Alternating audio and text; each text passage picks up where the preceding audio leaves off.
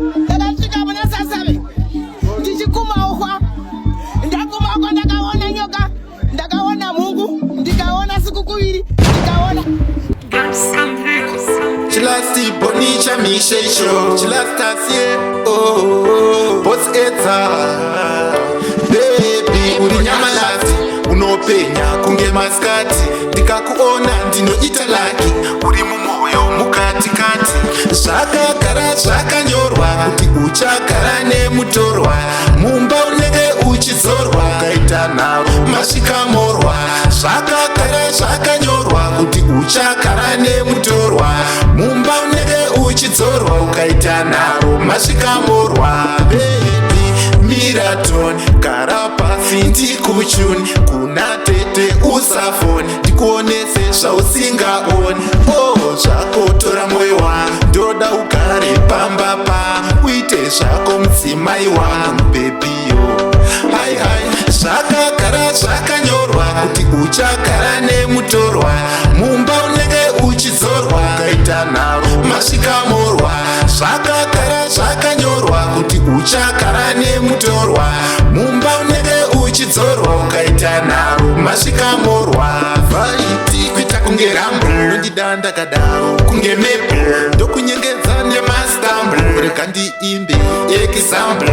wangu ndoimba naye kwandoenda ndoenda naye chero kutipa ndoenda naye kwandopika ndopika naye zvakagara zvakanyorwa kuti uchagara nemutorwa mumba unenge uchidzorwa ukaita nharo masvikamorwa zvakagara zvakanyorwa kuti uchagara nemutorwa mumba unenge uchidzorwa ukaita nharo masvikamorwa bebi uri nyamalasi unopenya kunge maskati ndikakuona ndinoita laki uri mumoyo mukatikati bebi miraton kuna tete usafoni gara pasi ndikuchu ndikuonese zvausingaoni zvakagara zvakanyorwa kuti uchagara nemutorwa mumba unenge uchidzorwa ukaita nharo masvikamorwa zvakagara zvakanyorwa kuti uchagara nemutorwa mumba unenge uchidzorwa ukaita nharo masvikamorwa bebi miraton gara pasi ndikuchuni kuna tete usafoni ndikuonese zvausingaoni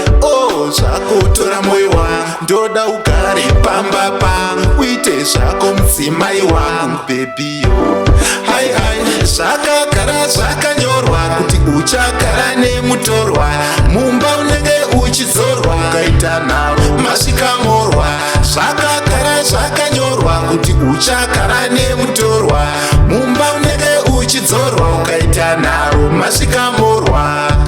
gara zvakanyorwa gara nemutorwa unenge uchidzorwa masvikamorwa gara zvakanyorwa kuti uchagara nemutorwa unenge uchidzorwa ukaita nharo masvikamorwa